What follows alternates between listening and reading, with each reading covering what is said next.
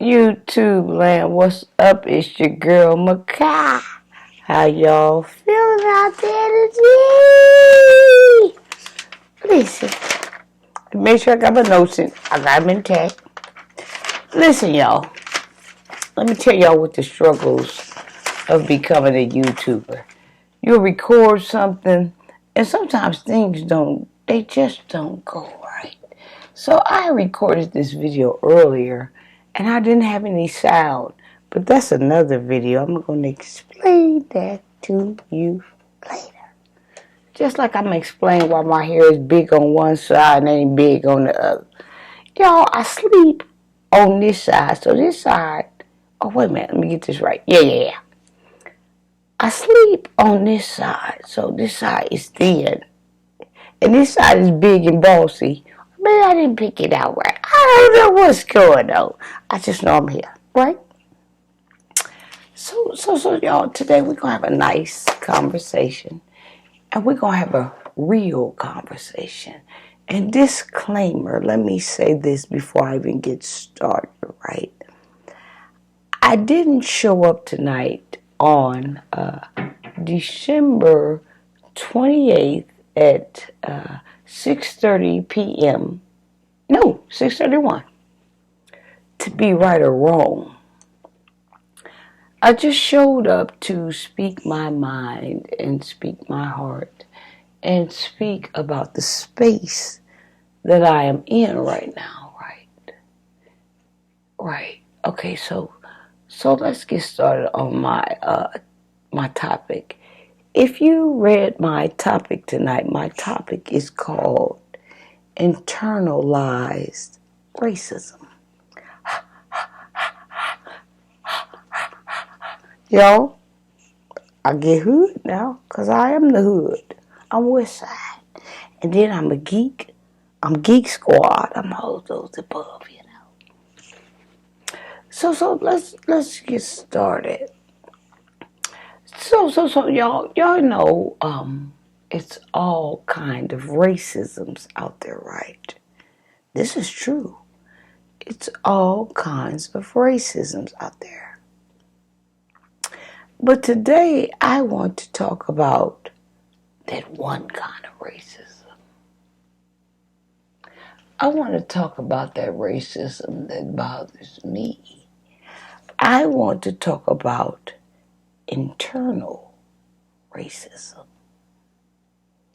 And so if you know anything about internal means from within. Internal means your own folks. I get to turn y'all when I go to talk about internal. Because that's where your intestines is. That's where your insides is. Everything internal. Internal. I want to speak on internal racism tonight. And I wanted to do this segment because, everybody keep on speaking about black and white, white and black, black and white, white and black. I wanted to speak about black on black racism. Because we, for some reason, we don't seem to think that black on black racism exists. We like to keep the locks and the bolts on the doors about black on black racism. So I wanted to speak on that because, it's so easy, for us to hop over the fence and go to talking about this other type of racism when you got a bigger fire brewed in your own backyard, And so that's my concern. Like I said, this is a disclaimer. I wanted to holler at my folks personally about internalized racism. I find it mighty strange. You know, they used to say all the time that black folks wasn't nothing but crabs in a bucket. And you know, the more I come around, the more I'm starting to see and believe that this is true. I find it strange that we can clamp each other down when one going to make a move. But then when somebody going over to hop over the fence and address another type of racism, ain't no clamps then. Where the crab claws at then? You know.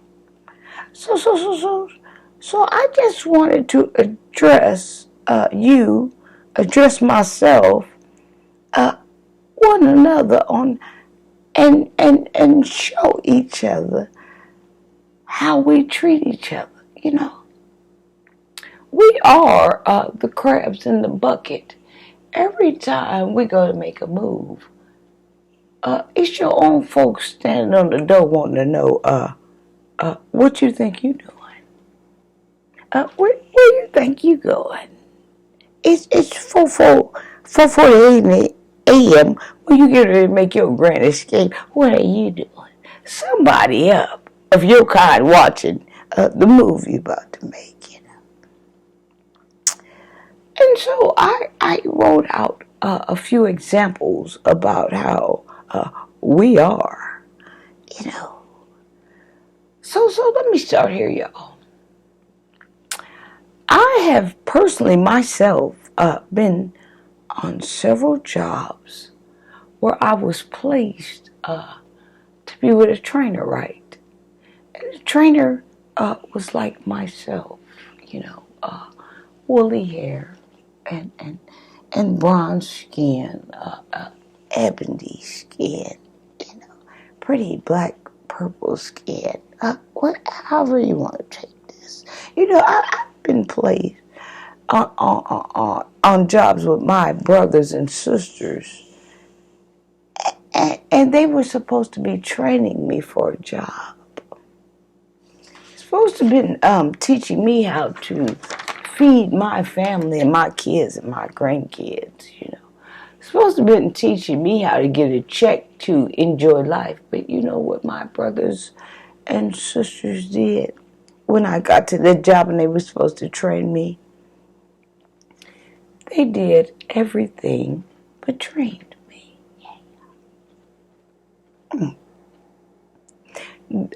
I'm sitting there with my note pen and paper and pad trying to learn my job. You know what they did? They took me out into the world that was going on around me. And they talked about, you know, who was sleeping with who. They talked about who was in their 70s having kids. They talked about who was cheating on their wives. They talked about everything. And I'm showing up trying to mind my business, you know. I got 3 girls at home, minus one, you know, that I lost, you know. That little girl. And so I'm trying to figure out how to feed my kids and grandkids. And so this is what I was faced with. And every time, you know, I tried to get them back on the center of attention, me training, making a check, feeding my kids, taking Christmas home to my kids, keeping the lights on, taking a big plump turkey to my kids for Thanksgiving, I was faced damn near with a fight. We damn near came to blows about me trying to learn, you know. We were in the office about me trying to learn. You know, I've never cared about what anybody else did. I want to know if I'm going to be able to put a smile on my children's face. But it was my people that stopped that, you know. And so, you know, later on, you know, I would be walking by, catch my people that look like me, the woolly hair, the bronze skin in the office. I've seen this before. I ain't lying to you. Lying on me about what I wasn't doing, and what I couldn't do and how I wasn't catching on and I was slow. This has happened to me, y'all.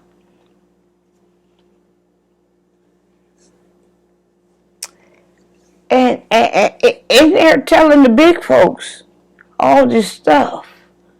And they believe them because you've been around. You've been around for a long time. You know, this is my own brother and sister doing this to me, y'all. And so, you know, this is my thing. I guess I couldn't learn if you ain't showing me nothing, if you telling me what X, Y, and Z doing. And then when I try to turn to you, it's an explosive fight, you know. I didn't show up for a fight. I showed up to feed my family. So I guess I can't progress if you got your foot on the door, you know. So next thing I know, y'all, I'm in the office with the door closed and I'm signing piles of write-ups. All this stuff going on with me, and you know why? You know who put me there? My sister. She put me there. And you know what comes after the write-ups, right? The walking papers. Y'all know what comes after that. Y'all, hot off the press. The printer was smoking from their hands to mine, you know.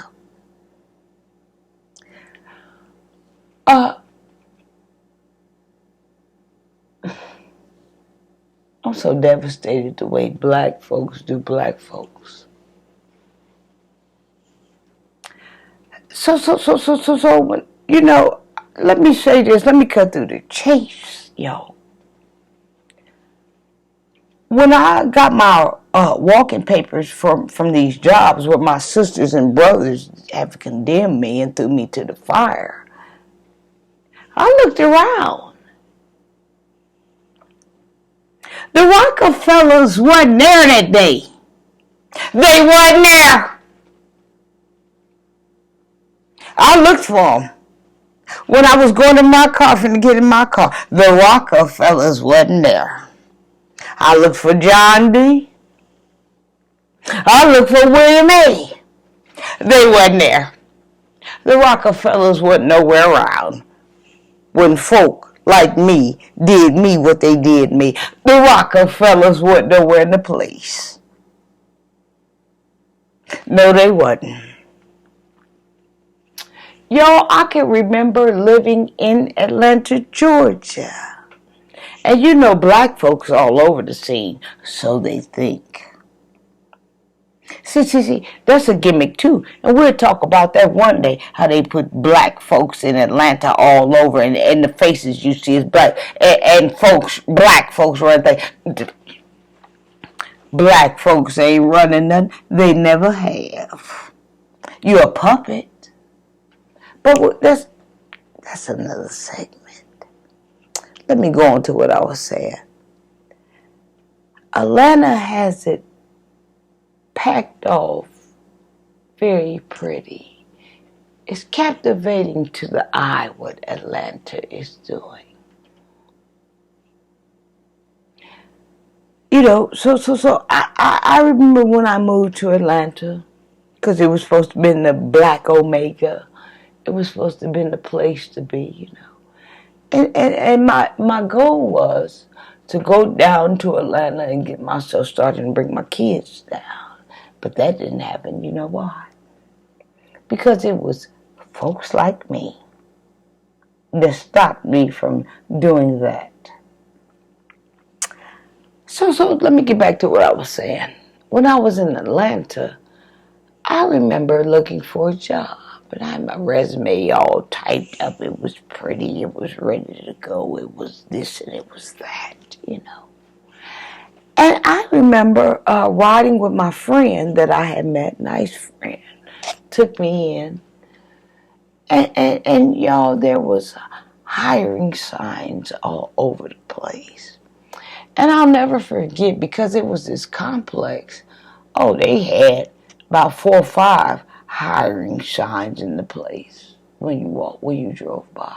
Oh, they had that balloon that was waving in your face during they get in your car. Don't have your window cracked. Oh, fingers of balloons was coming through your car. Nah! I said, well, pull over. They look like they really need somebody.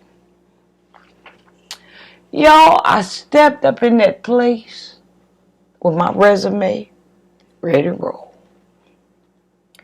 When I opened up the door, y'all, it was all black women. They was sitting on their computers. They was typing left and right. They was over here typing left and right. It was about 7 or 9 of them in the background. Everybody on their computers typing left and right. Black women. I said, oh yeah, I'm in the place to be. Oh yeah, oh yeah, oh yeah, oh yeah. I stepped up in there. Can I help you? But let me say this. Oh, eyeballs was rolling. And I know they was rolling for the fact that they had never seen me before. I had landed from out of nowhere. So of course, when you see somebody different, you know you're gonna look. And all that, I was an attractive woman. So they called their manager or the boss or whoever she was. They called her. And so she had on her little suits and had on her little boots and stuff. And she was the one that the other women at the computer was admiring. She was a big shark. She was Jaws. I stepped up in here, y'all. I ain't have on nearly enough what I would have had on to blow the place out. I just stepped up in there dressed nice. And she said, may I help you? And I said, yeah, I'm looking for a job. And I handed her my resume. Y'all, that woman looked me up and down. She rolled her eyes and she took my resume. She didn't even say, we'll be calling you. She didn't even ask me nothing about my credentials. She didn't ask me nothing. I knew she didn't like me, as well as the other women that was typing in the back that didn't like me. Y'all dropped my pages.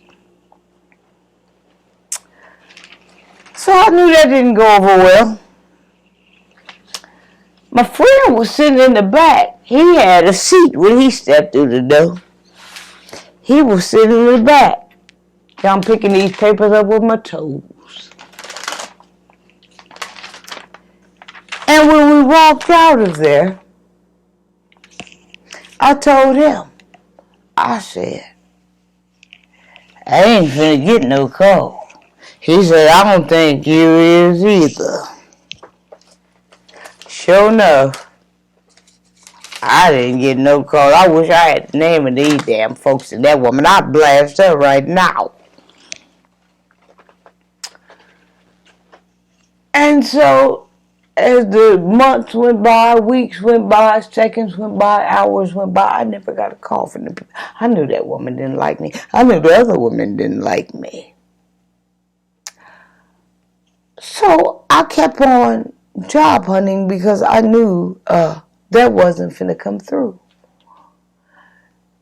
And so, me and my friend, because I had a good friend, he was nice, he was loyal. And so, a couple of weeks later, me and him was in the car, carrying on. Because I was protected, If I didn't have a job or not, it didn't even matter. He was rolling me like that. And so, we was going down the street, right? And we was listening to them radios. We was listening to the radio. And y'all, how they had them radio stations with Ricky Smiley and Doug Banks and all of these people, right? So as we riding down the street, one of those special programs came over the radio. And I be doggone. when they ran their radio segment that day, women was calling in to the radio station. And they were saying just what I had told my friend. Just what he knew. They were saying if they were nice-looking women and they showed up to try to apply for a job and they were dressed and other women felt intimidated by them, they didn't get a job. They didn't get a phone call. They didn't get nothing. I told my friend, as I told you, this is what's going on. These women got the locks on these doors. So I had spoke that into existence, and that's what happened. You know, it was women on the door that thought they looked at this and that, but when other women came through the door, they got intimidated. They couldn't get a job. That's what was going on. And so, you know, not only this, let me speak on this. I have a lot of male friends, 1,000 of them. I'm outside of 217. I'm 615. I'm 317. I'm 404. I'm all kind of area codes. Trust me. I have had male friends that tell me, you know, they've had a hard time. And they finally landed a job. And when they get there, their supervisor or their manager or their boss looks like them. Woolly hair, brown skin, right? My male counterparts have told me they show up on their job, go where they supposed to clock in, go where they supposed to go on their line. They pressing, they putting in, they sending, whatever the job they reporting, they got their helmets on, whatever the job calls for. Women come up to them flirting, trying to kick it, slide the numbers. They ain't even studying these women. They trying to get established. But they boss is a man that look like them, right? They ain't paying these women no attention. Women ha-ha and kiki and laughing with them and this and that. They ain't studying these women. They trying to get on. They tell me the next day, when they get there, you know what I'm finna say. With their lunch pails, they ain't got no job. Their own brother then sent them out the door.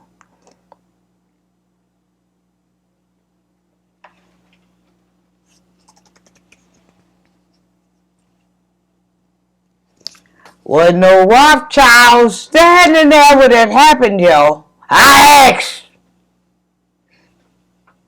Wasn't no Rothschilds in the building. It was their own brother sent them out the door. So I don't know what we're going to do about this issue, y'all. I guess we're going to stay black and keep on trying to live. I don't know what we're going to do about this. I ain't worried about no other type of racism. I'm worried about my racism. I got to fix that first before I can address any type of racism. That's how I'm feeling. And I know there's people out here that have some cool racism that didn't happen to them. But I haven't, so I can't speak on that level. I know about it. It's the difference between feeling and touching and knowing and hearing and seeing, you know. I can imagine.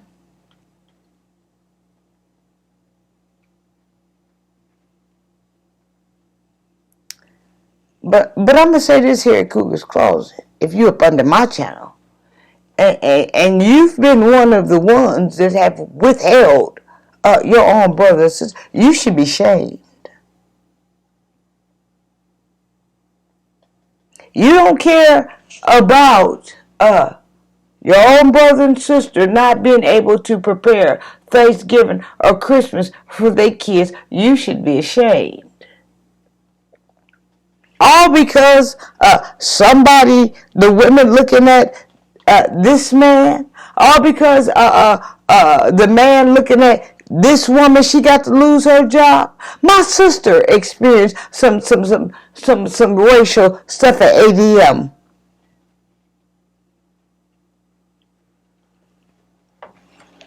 I'm about sick of these folks. Some stuff she wasn't even expecting. But you know, that's how your own folks do you. And we want to holler about all these other racism. I think we need to take care of the business in our own backyard first. Then we set out and get to with this other racism. What y'all think? I could be wrong. I didn't show up to be right. But I'm telling y'all where I'm at tonight in my space. How are we going to expect others to respect us and we ain't respecting ourselves? You know. A lot of times the stuff that went on, the Bushes wasn't nowhere around, y'all. The Rockefellers wasn't nowhere around, y'all. The Rothschilds wasn't nowhere around, y'all. You can't pin everything on everybody. Let me tell y'all this. I've been on a winning streak lately, and I've been winning big. Oh, baby, I've been hitting the lottery every day. The position that I'm in, the things that I'm coming into, I got them, guess where I got them from? It wasn't from a woman that looked like me. She ain't had no woolly hair. It's 3 women that's pushing behind me right now. And I got some nice things going. Some things that I don't even like to talk about because I'm not a bragger and I hate a bragger. I hate it. The things that I have, y'all, it wasn't a woman with woolly hair pushing behind me. It was a woman with satin hair pushing behind me. It wasn't a woman with ebony skin pushing behind me. It was a woman with ivory skin pushing behind me.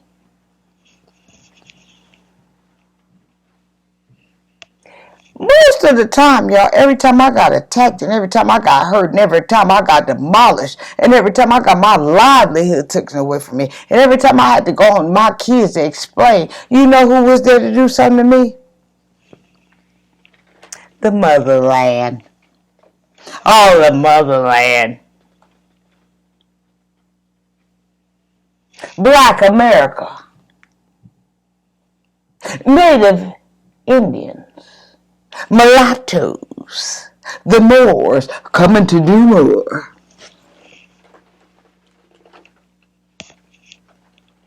A lot of times, y'all, when somebody hurt me, it was somebody that looked like me. It was somebody that came from the same womb I came in that hurt me. I'm just saying.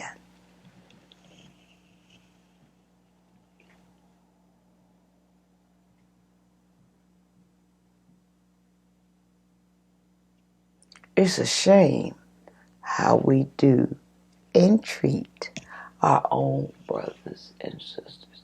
It's a shame. And let me say this. How I know this ain't gonna get better? It is internal racism going on within couples. Within marriages. Husband and wife fighting for her. But see, what don't nobody understand is whether it's a relationship, boyfriend and girlfriend, a marriage, husband and wife, a corporate, ain't nobody going no further than where they already are. You might go 3 steps in the place, but you ain't going beyond excelling. You got the paperwork to show that. Yeah. Computer! Anyway, y'all, I'm about to wrap this up. I just wanted to talk about the type of racism they got on this on my mind. You know, a lot of times we like to talk about that black and white thing, but listen. I'm just stating the facts. Some white folks didn't help me get where I am at now. All white folks ain't like that. Talk about keep it real. I have to keep it real. The other stuff I'll get to later, but I'm going to address my folks tonight. Because you're wrong. You've been wrong for a long time. When you going to get right?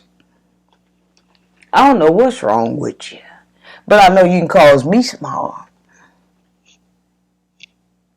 Y'all done cause me some harm sometimes, and no Rockefellers and Rothschilds, no Ku Klux Klan, no Nazis, nobody was around.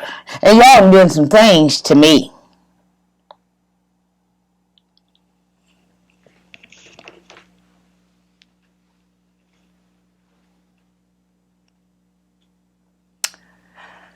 If you like my video, please like, please share, please subscribe. Cuckoo's Closet.